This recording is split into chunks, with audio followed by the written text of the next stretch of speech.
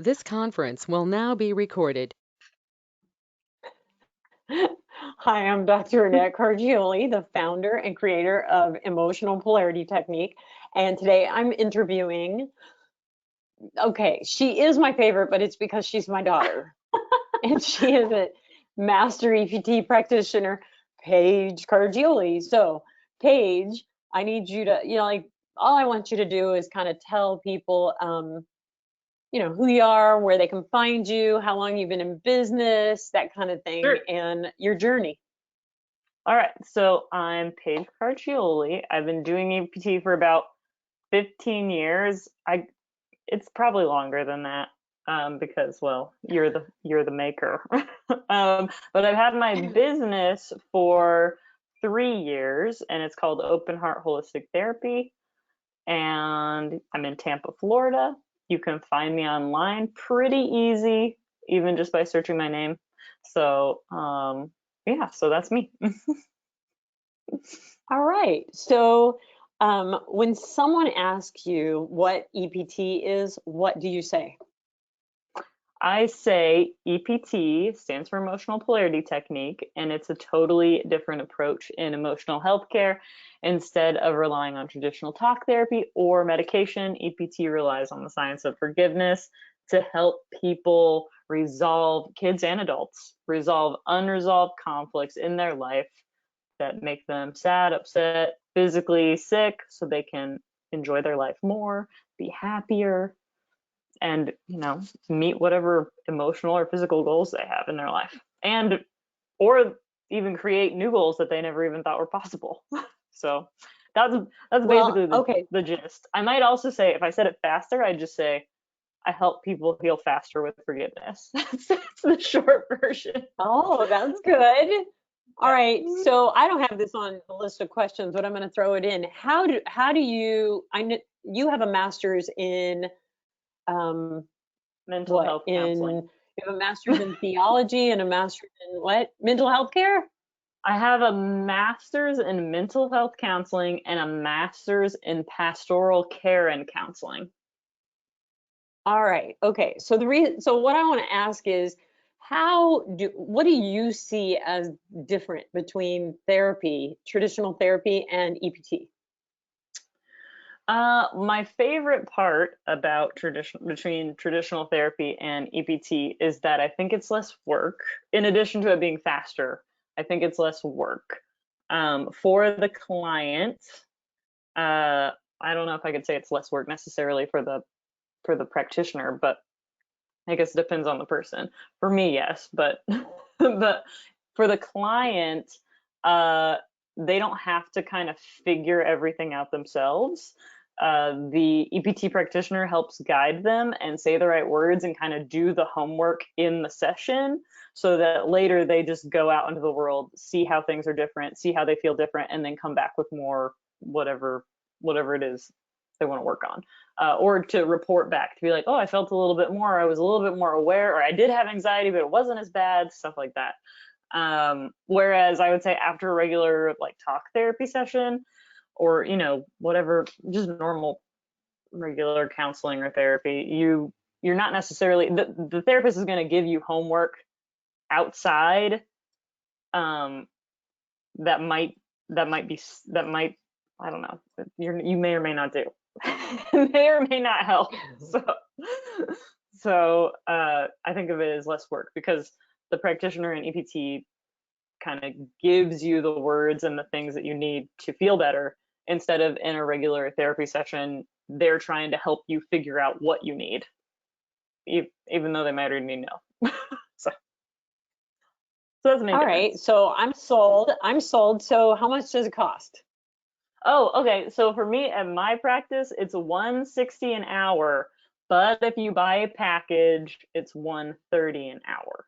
So that's how I do it. Pretty simple. Yeah. So next, I want you to give me three, or if you only want to give two, it's up to you, a Mm-hmm. couple of sessions that you did with people that, even with all your experience and the years you've done this, that really just blew your mind and really humbled you to this process, and you walked away as surprised as the person who just got healed? Well, I was thinking about this question and I was like, I don't know.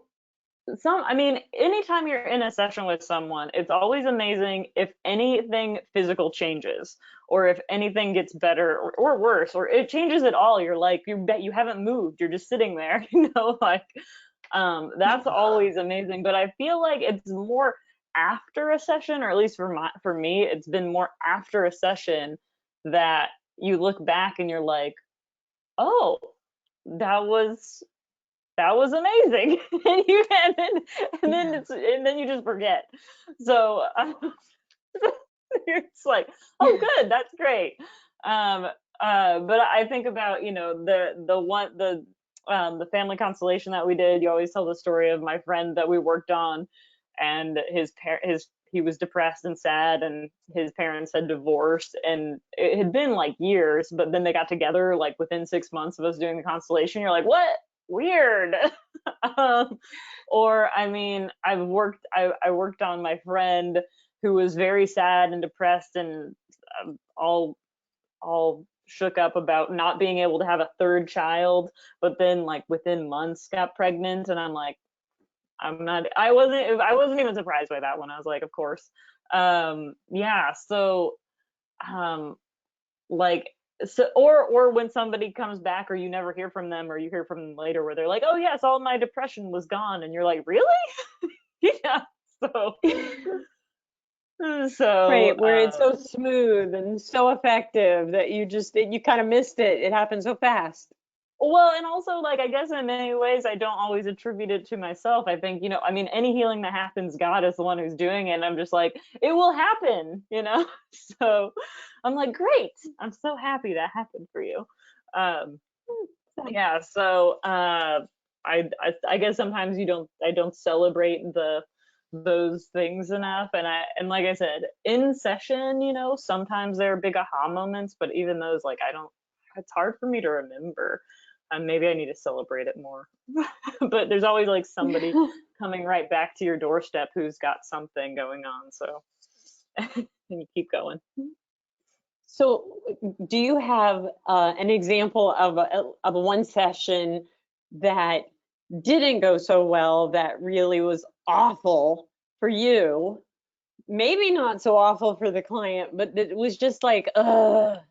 Do you have any of uh those? And really, I'm asking this for people who are new practitioners, because yeah, so often you're doing really good and you feel so good about what you're doing, and then somebody comes in and it doesn't just roll forward the way you expected and the way you've come to enjoy, and it can throw you off a little bit and you can judge yourself, but it happens to the best of us.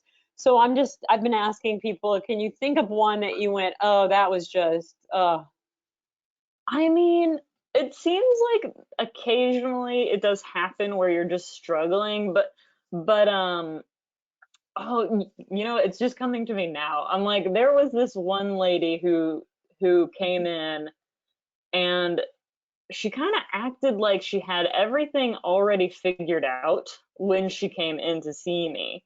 And she took like 2 hours of my time, and it was like a first session, and I think at the end she was just like, eh. Like, she took all of the time. She had a ton of abuse. She had a couple sons who had, I think, died.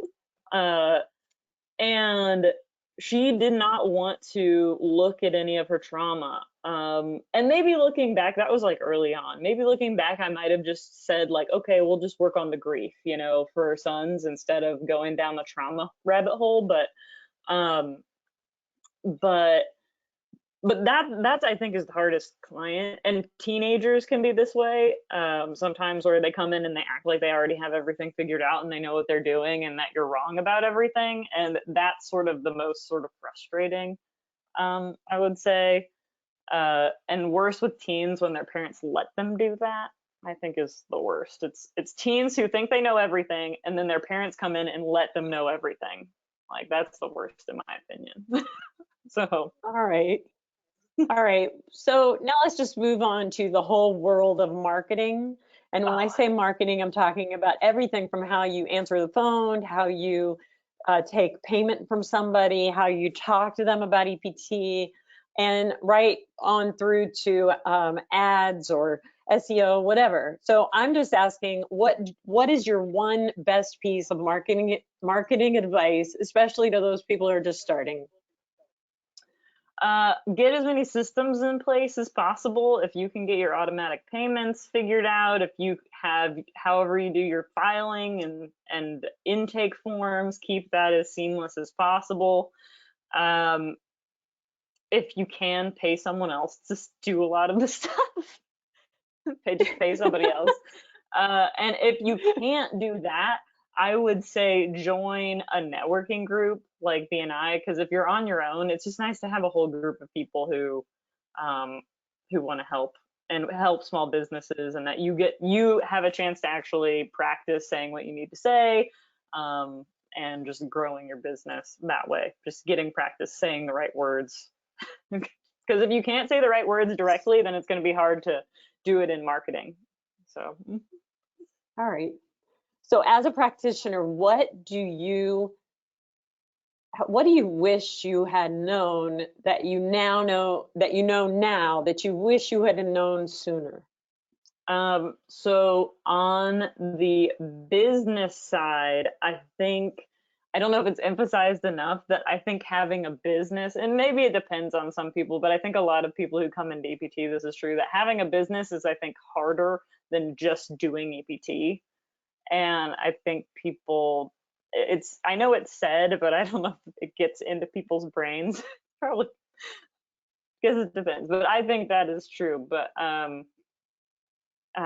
so navigating the business side of things, once you get that going, then you'll feel freer to actually just do EPT, until there's an office that's just hiring you to do EPT and you don't have to worry about the business side. And then the other thing I would say that I learned, and I don't know if it's said enough either, is when I'm doing EPT, just if you get stuck or you just need to jumpstart, use some canned statements out of the books. There's tons of canned statements in the books. Just use them. Like, they're great. And when you see them, you'll change them yourself anyway to fit the person. They just help. Use them. That's what I would say. Oh, that's nice. Mm-hmm. So finishing up, what words of inspiration do you have to somebody who's brand new at this, who's just taken their first core or is just barely gotten into EPT? What are your words of inspiration for that practitioner? I would say just don't be afraid. If somebody shows up at your doorstep, they showed up there for a reason, but also take care of yourself. You started doing EPT so you don't have to work all the time. So don't work all the time. So that's what I would say. So don't be afraid to take on hard people, but also take care of yourself. That's it. Thank you so much for doing this interview. I love you. I love you too. So much. That was fun. And I know people are they're going to enjoy it.